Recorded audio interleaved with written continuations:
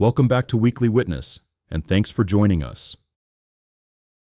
If you enjoy emotional stories about small towns, hidden truths, quiet heroes, and unexpected love, make sure to subscribe so you don't miss the next one. Tonight's story begins like a simple dispute between an old farm and a polished estate. But before long, it becomes something much bigger. A story about first impressions, forgotten warnings, and a man who sees danger long before anyone else does. Let's begin. A shiny SUV rolled to a stop outside the old farm gate just after 10 in the morning. It looked uncomfortable on gravel, too clean for a road that had never cared much for polish. Its tires slowed beside a leaning cedar post and stopped beneath a sturdy but weathered sign that read simply, Voss Farm. The woman who stepped out looked like she belonged anywhere but there. Designer sunglasses, white linen blouse, gold bracelet catching the late morning sun. In one hand, she carried a clipboard. In the other, a folded warning letter printed on the expensive letterhead of Briar Ridge Estate.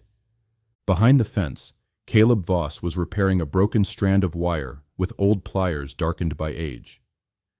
They had belonged to his grandfather, the same pliers that first tightened wire around that stretch of land when the ridge above the valley belonged mostly to trees, sheep, and weather. Caleb did not look up when the SUV stopped. He had seen it coming before it turned off the estate road. Ranger had seen it too. The blue merle Australian shepherd stood in the shade of a fence post, still as stone, watching the stranger with solemn suspicion. Mud had dried around his paws, a burr clung behind one ear, and his sharp eyes missed very little. Ranger was not decorative. He was Caleb's shadow, helper, lookout, and second set of senses. The woman glanced across the fence, not quite hiding her impatience. "Mr. Voss," she began, glancing down at the warning letter. "You are currently in violation of several sections of the Briar Ridge Estate Community Standards and Land Use Agreement." She did not introduce herself. She did not ask whether it was a good time. She simply read from the page, her voice clipped and practiced. Her name was Clara Vale, though she had not bothered to say so. She was the youngest member of the Briar Ridge HOA board, polished and controlled in a way that made beauty look like armor.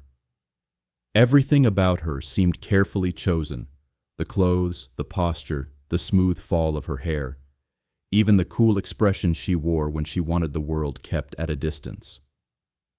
Briar Ridge suited that version of her.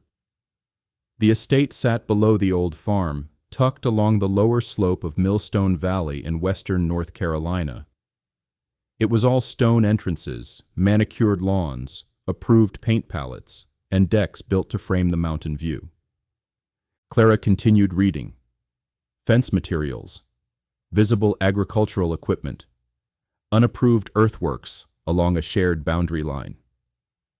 He pulled the strand tight until it gave off a low metallic hum, then set it against the old post his father had cut and placed by hand. Only when the wire was secure did Caleb straighten. He was 38, tall, broad through the shoulders, and built with the kind of strength no gym could give a man. His strength came from lifting feed sacks, setting posts, hauling stone, moving things that did not want to be moved, pulling lambs in the cold hours before dawn, and eating what the land gave back to him. Clara stopped talking. For the first time, she really looked at him, and for just a second, the polished confidence slipped from her face. Caleb wiped one hand on his jeans. "Morning," he said. "I'm Caleb Voss." His voice was deep, calm, and steady enough to command attention without asking for it. But Caleb's eyes had already moved past her, toward the road. A thin line of muddy water was running along the gravel outside the gate. It was barely more than a thread, the kind of thing most people would not have noticed after a damp week in spring. He noticed the color first, then the direction. The water was not running down from the road. It was coming out from the bank above it. Ranger noticed too. The dog lowered his head, sniffed the wet gravel, then looked up toward the ridge. "Mr. Voss," Clara said, "did you understand what I just said?" "Yes, ma'am," Caleb said. "I understood." His tone was polite enough that she could not call it rude. But something in him had already left the conversation. "Clara," she said. "Clara Vale. Briar Ridge HOA." She followed the direction of his eyes, visibly annoyed. "It's water," she said. Caleb gave a slow nod. "It is." Clara's mouth tightened. "The board will expect a written response within 14 days. Ranger made a low sound, not quite a growl, just enough to remind everyone that the dog had opinions. Clara looked at him, and for reasons she could not explain, she felt as though the dog had found her lacking. A few moments later, her SUV turned back toward Briar Ridge and disappeared down the estate road. Caleb waited until the engine faded. Then he looked down at Ranger. The dog was still facing uphill. "Yeah," Caleb said quietly, "I see it." He shoved the warning letter into his back pocket, grabbed his hat, and followed the muddy thread uphill. The water did not look like much. That was the troubling part. A washout would have been easier. A broken culvert would have made sense. But this was quiet. A dark line through gravel. A glisten between clumps of grass. A slick patch of clay where the slope should have been dry. It appeared, vanished beneath grass, then surfaced higher up. It was not coming from the trough overflow or the seasonal seep near the sycamores. It was rising from inside the slope. Caleb pressed his palm flat against the ground. Cold. Not damp from morning shade. Not wet from surface rain. Cold from beneath. His father had taught him to listen with more than his ears. A man who worked land long enough learned that soil had moods. This was deep wet. Far above Briar Ridge, beyond the upper pasture and timber slope, there was a natural dam. Not concrete, not man-made. Older than that. A holding place of rock, clay, roots, and earth. Caleb had caught his first fish there when he was 6. His father had told him about the storm of '78, when water came down so hard the old road vanished for 3 days. "People forget," his father had said. "The land doesn't." He found exposed roots, fine silt in a dry creek bed, the smell of disturbed earth, and birdsong gone quiet where it should have been full. Briar Ridge did not know it, but its perfect lawns sat inside old flood paths. Water did not care about stone entrances, approved paint colors, or decorative drainage stone. Water simply went down. Most days, that truth was simple. But once every decade or two, there was more water than people imagined, and when that day came, every hidden path mattered. Caleb looked at Ranger. "We've got work to do." Then another dog barked from lower on the slope. Down near the boundary fence, on the estate side, a light golden retriever stood beside Clara with her coat brushed to a soft shine and her feathered tail moving in polite, cheerful sweeps. She looked as if mud should have needed permission before touching her paws. "This is Pippa," Clara called. Caleb looked from the polished dog to the polished woman. "Of course it is." Pippa sniffed through the wire. Ranger, serious guardian of Voss Farm and sworn enemy of foolishness, leaned forward as if approaching royalty. "Don't embarrass yourself," Caleb muttered. Pippa gave Ranger a dainty wag and turned back toward the path, as if she had not just altered the course of his existence. Caleb shook his head. "You're a disgrace." By noon the next day, the old John Deere 4020 was running. It was faded green, scuffed, scarred, and stubborn, but it started when Caleb needed it and pulled what he asked of it. Like most things that had earned their place on the farm, it did not need to look new to be useful. Caleb opened old watercourses, cut shallow diversion trenches, cleared silt from the east run, and reinforced weak banks with stone, timber, and gravel. Water needed somewhere to go. If you denied it every old path, it would make new ones. By the third day, the complaints began. Arthur Whitcomb complained that the fresh earth along Caleb's boundary was ruining his view. Others mentioned mud, machinery noise, and visual disruption of the natural landscape. That afternoon, Clara returned with another folder. Pippa was with her, pale coat catching the sunlight like honey. Caleb was eating lunch beneath the sycamore, shirt hanging over a low branch to dry. Clara's eyes moved over the trench, the stone piles, the exposed earth, and finally Caleb himself. For a moment, she forgot what she had come to say. There was nothing polished about him, nothing arranged for effect, and yet Clara found herself looking too long.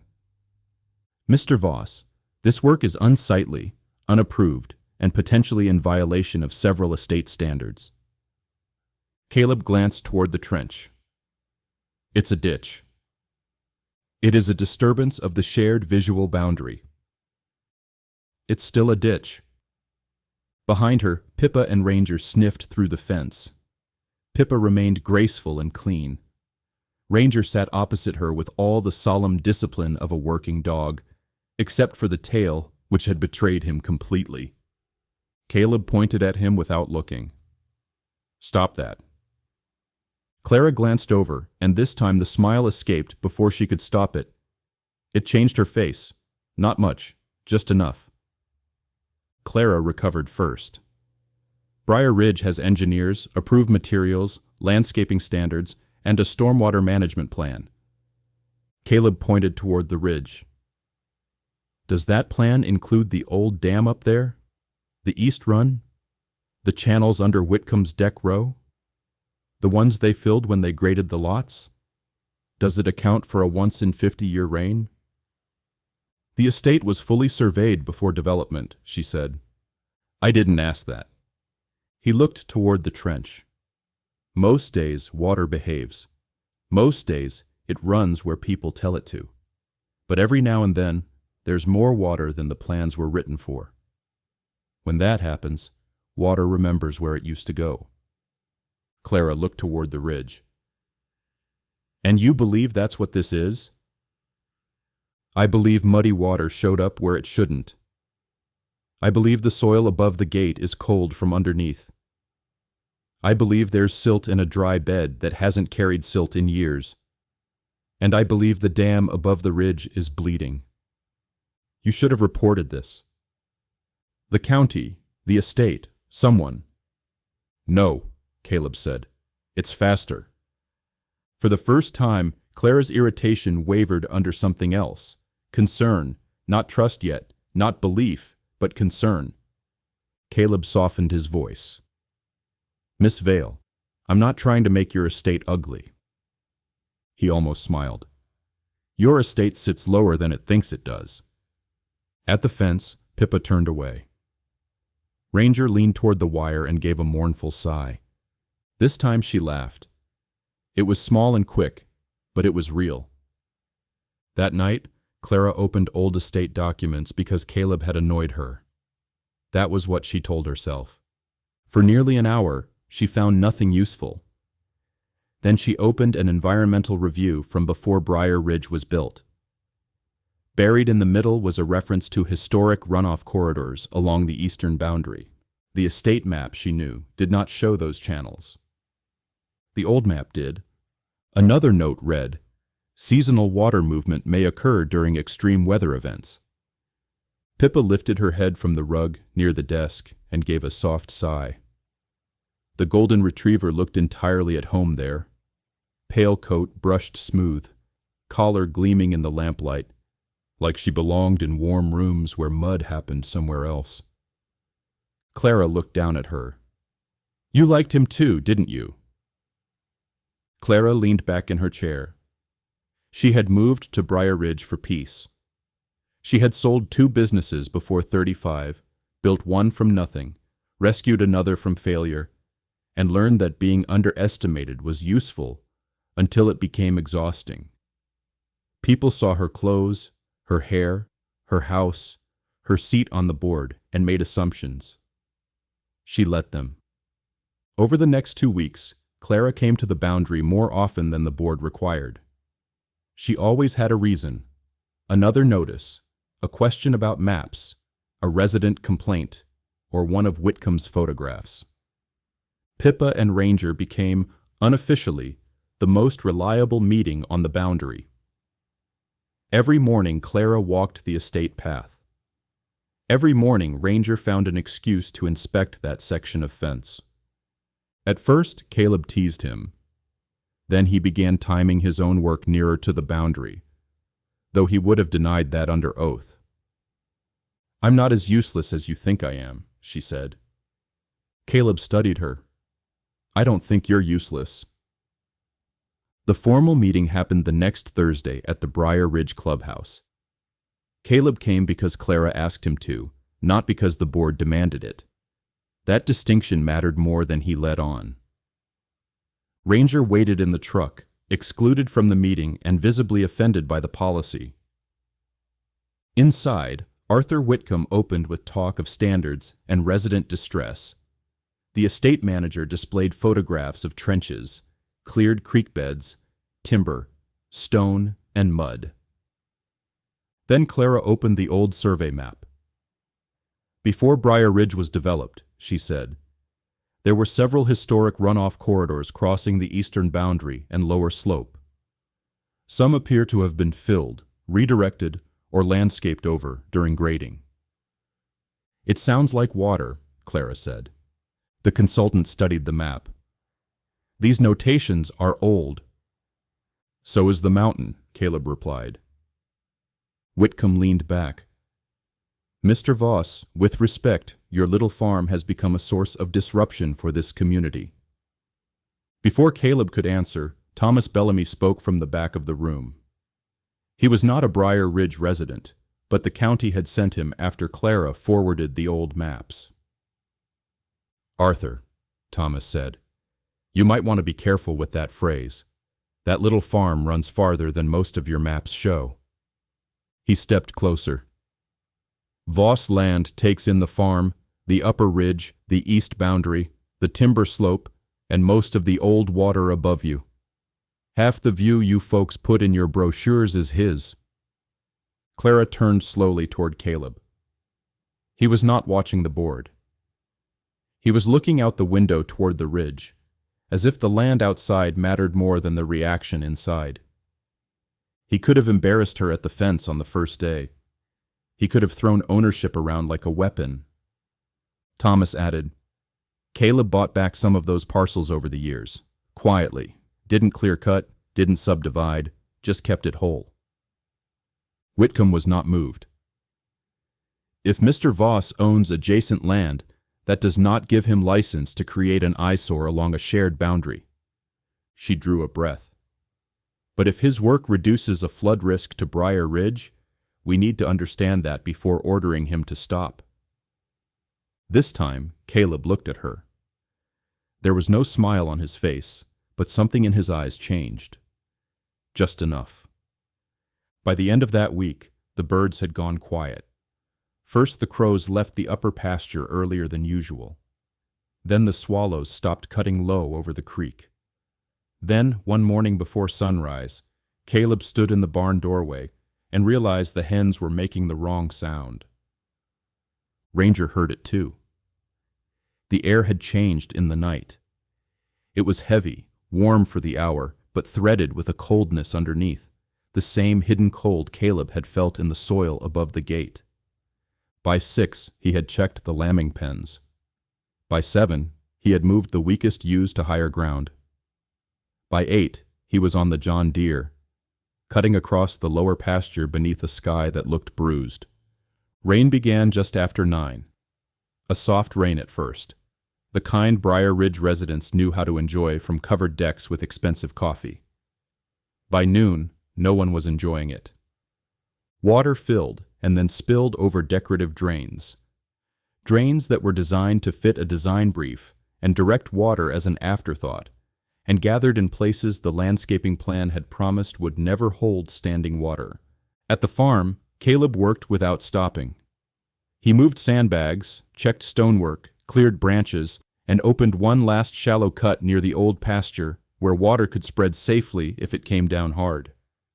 All afternoon, Ranger kept looking toward the estate road. Caleb noticed. "She's got sense enough to stay home," he said. The rain grew harder. Dry channels began to wake. The mountain was moving now. Caleb could feel it. It was so sudden Caleb felt it before he saw it. Then Ranger gave one sharp bark and bolted. Caleb stopped dead, and his first thought was of Clara. He noticed this for a split second, but did not have time to process this, or chose not to. Lightning flashed over the ridge, and for half a second the world turned white. Caleb's heart kicked once, hard. Then everything in him went calm. That was how danger worked when it was real. Panic came for people who still had the luxury of imagining outcomes. Caleb did not. He pointed the old tractor in the direction Ranger was running in. He did not, as he had been doing all morning, pick his route carefully, but rather drove in a straight line, almost unconsciously. Over rocks and logs and through mud he might have avoided 2 minutes ago. He trusted the old John Deere to match his will and get him where he needed to go. Clara's SUV sat angled near the washed-out crossing, nose down, one side low in the washout. Water rushed around the tires, brown and fast. The vehicle was too low, too close to the channel, too far from help. He tied a rope to the tractor, took the tire iron, and stepped into the water. It hit him above the knees hard enough to shove his first step sideways. Inside the SUV, Clara saw him. Her face appeared through the rain-streaked passenger window, pale and frightened in a way he had never seen before. The driver's side was pinned against the bank. The electronics were dead. The windows would not lower. Water surged higher around the tires. There was no time for perfect understanding. He struck the passenger window. Once, twice. On the third hit, the glass broke inward. Clara flinched back. Caleb folded his coat over his forearm and cleared the shards from the frame with careful sweeps. Even then, with the water rising and the SUV shifting beneath his hand, he took care not to leave jagged glass where she would climb through. Caleb reached in, found the belt, and pulled hard. It gave enough for him to twist the buckle free. He caught her beneath the arms and pulled.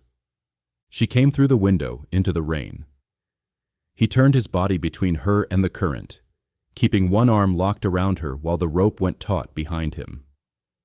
There was no polish left in her now. No board member, no perfect posture, no cool expression worn like armor. Only Clara, wet, shaking, terrified, and alive.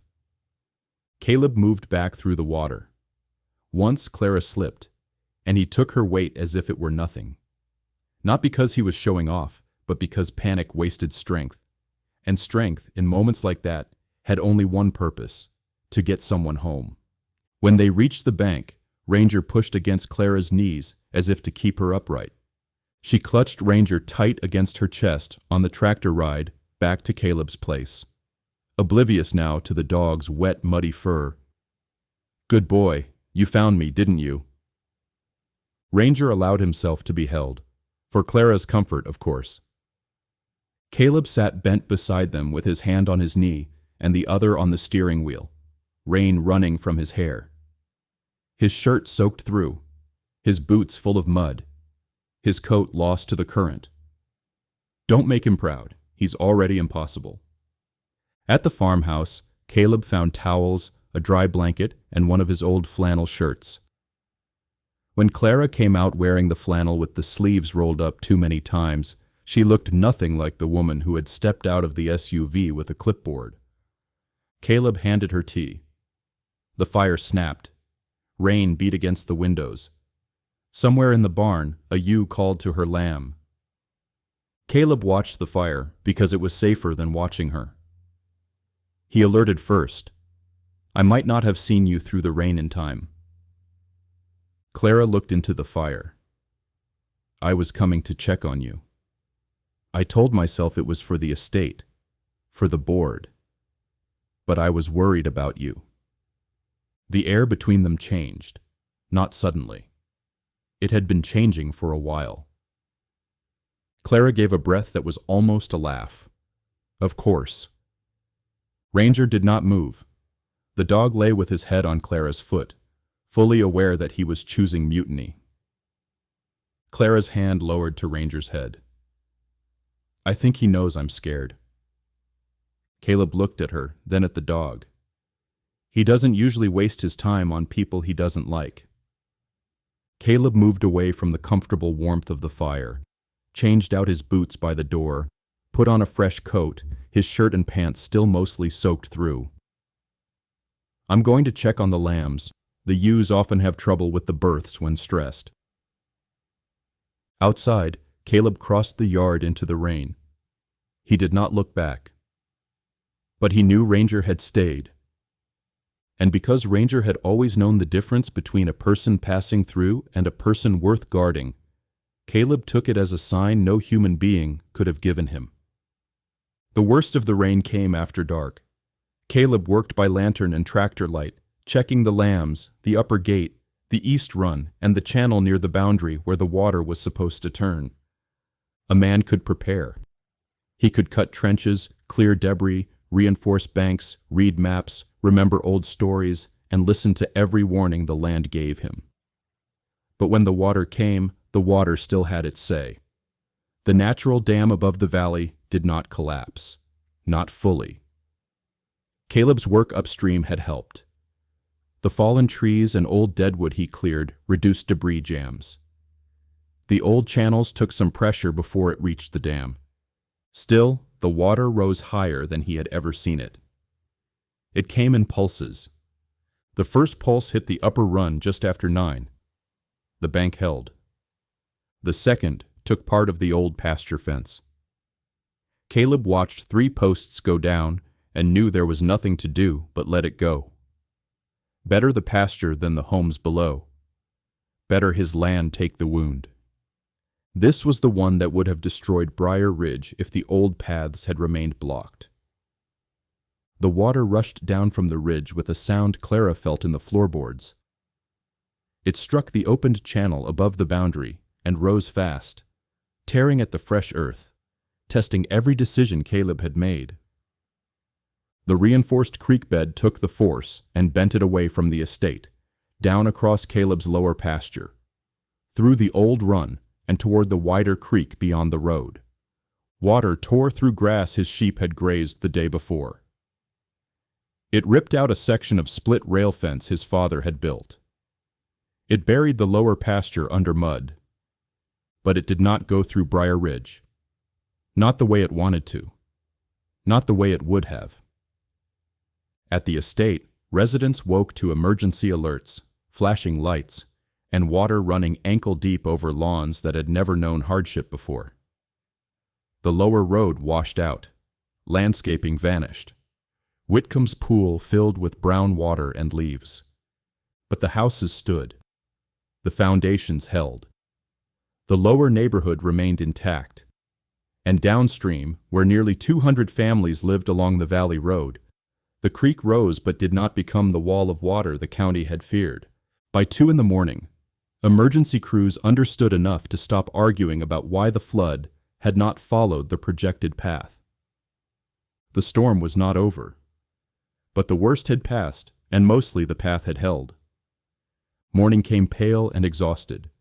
Mist hung low over Millstone Valley. The creek still ran high and brown, but the rage had gone out of it. Mud covered the lower fields in wide, shining sheets. Briar Ridge looked humbled. The perfect lawns were streaked brown. Decorative beds had washed into driveways. White fences leaned at odd angles.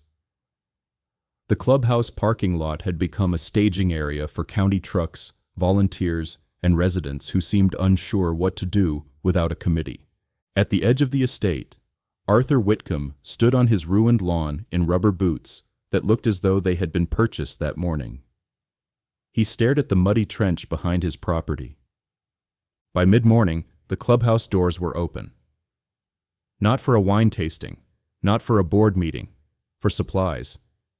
Farmers arrived with chainsaws, shovels, tow straps, and tractors that did not match anything in Briar Ridge's approved aesthetic guidelines.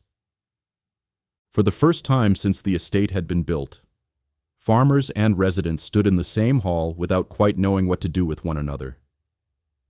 Then work made the introductions.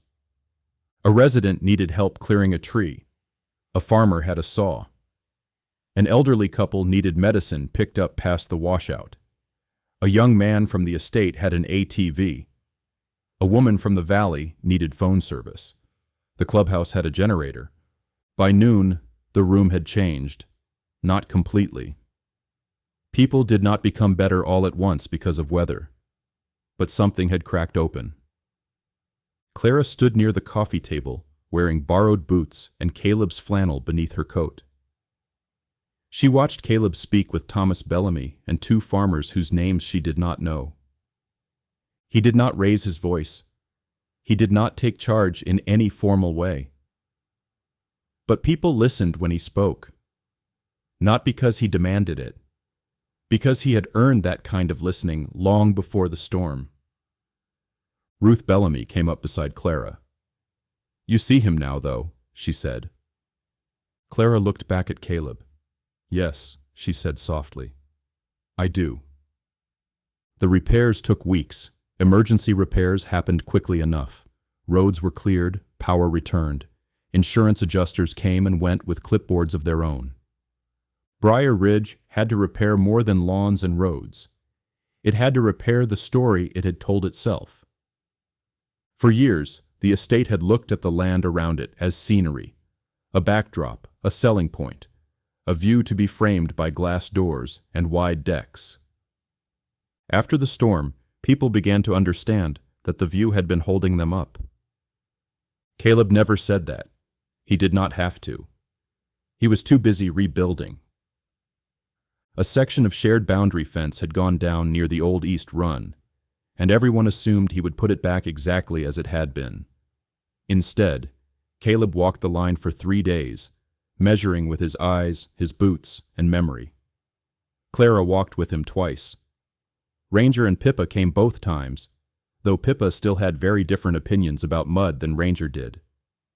On the 4th day, Caleb began setting new posts, not just for fence, for openings, small corridors through safe parts of his land, marked with timber, stone, and hand-painted signs. Clara stood beside him when he set the first sign. "You're letting them through?" Caleb drove a nail into the post. "Some of them." He set another nail. "Most people protect what they know." Caleb looked toward the estate. "But I'm willing to let them learn." The day Ranger and Pippa met without the fence between them became, in Clara's private opinion, more important than several board decisions. Pippa arrived through the new corridor near the sycamore, pale coat shining, tail held high as if she were entering a garden party rather than a muddy farm path. Ranger stood on the farm side, waiting. Mud dried around his paws. One ear carried grass seed. His blue merle coat was roughened by wind and work, but his posture was perfect. Caleb leaned against the fence post. "You've waited weeks. Don't ruin it now." Pippa stepped through the opening with bright, careful grace. Caleb shook his head. He's going to be impossible to live with now. "Pippa has standards," Clara said. Caleb looked at Ranger, then at the open corridor, then back at Clara. Apparently, so does he. The fence had not vanished. Boundaries still mattered. Gates still needed latches. Land still needed care. People still needed to earn trust. The final piece of the old fence was repaired on a clear morning 2 weeks after the storm. Mist lifted from the lower pasture. Sunlight broke over the ridge in long gold bands. The creek still ran fuller than usual, but its voice had softened.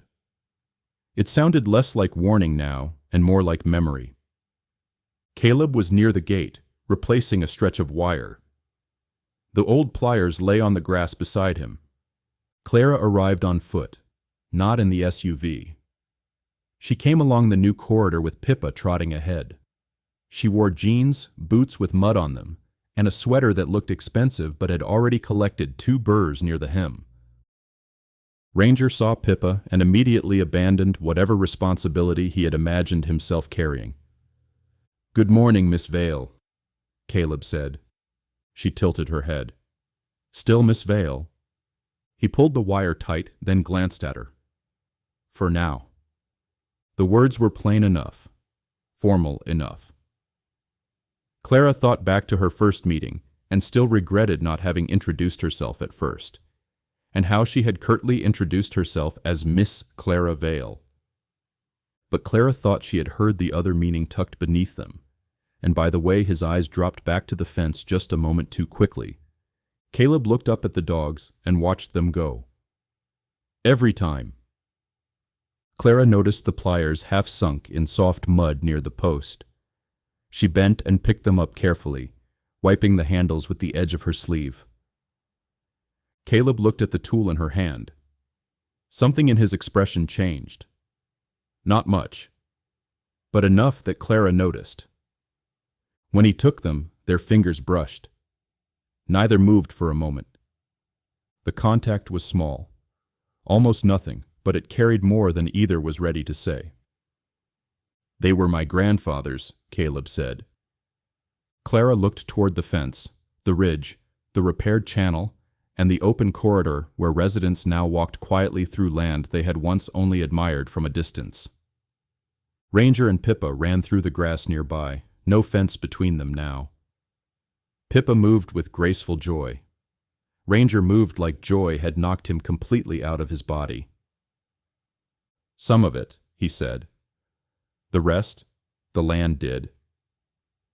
Below them, Briar Ridge looked different in the morning light.